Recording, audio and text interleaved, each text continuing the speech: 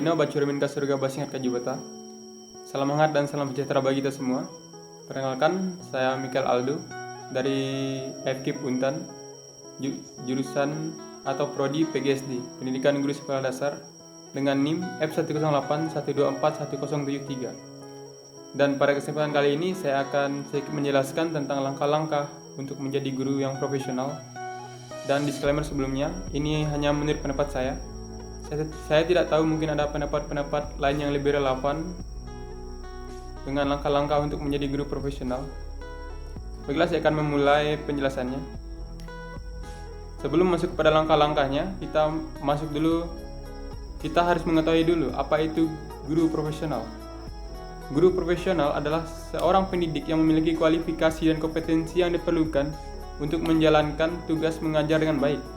Mereka tidak hanya menguasai materi pelajaran, tapi juga memahami metode pengajarnya efektif, mampu mengelola kelas dan berkomitmen terhadap pengembangan diri serta etika profesi. Baiklah, kita masuk pada langkah-langkahnya. Di sini saya mengambil ada 6 langkah-langkah untuk ada 7 langkah-langkah untuk menjadi guru yang profesional.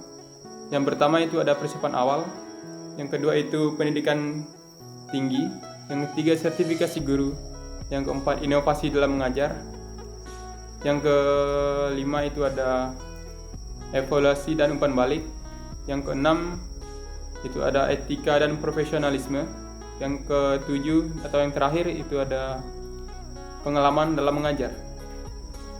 Baiklah, kita masuk pada langkah yang pertama dalam persiapan awal. Dalam persiapan awal ini ada terdapat 2 macam. Yang pertama itu pendidikan dasar dan minat dan bakat dalam mengajar. Pada pendidikan dasar itu memastikan fondasi pendidikan yang baik dengan menyelesaikan pendidikan dasar, SD dan menengah, SMP atau SMA.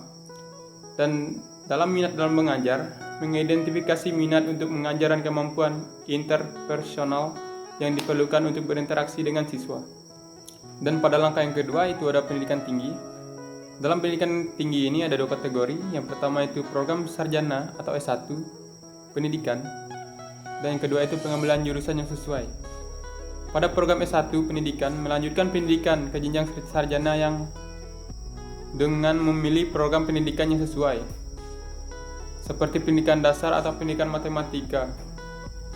Dan pada pengambilan jurusan yang sesuai, memilih jurusan yang sejalan dengan minat dan potensi dalam bidang pengajaran tertentu. Dan langkah yang ketiga itu ada sertifikasi guru. Di sini ada program pendidikan profesi guru atau PPG, yaitu mengikuti program PPG untuk mendapatkan kompetensi pedagogik dan profesional yang diperlukan. Dan juga ada ujian sertifikasi, adalah mengikuti ujian untuk memperoleh sertifikasi guru yang diakui secara resmi. Dan selanjutnya ada inovasi dalam pengajaran. Dalam langkah ini kita diharapkan mengadopsi teknologi dalam pembelajaran, memanfaatkan teknologi untuk meningkatkan kualitas pembelajaran dan keterlibatan siswa. Dan juga kita diharapkan untuk mencoba berbagai pendekatan dan metode baru untuk menciptakan suasana belajar yang lebih efektif. Dan langkah selanjutnya itu ada etika dan profesionalisme. Ada 2 kategori. Yang pertama itu mematuhi kode etik guru.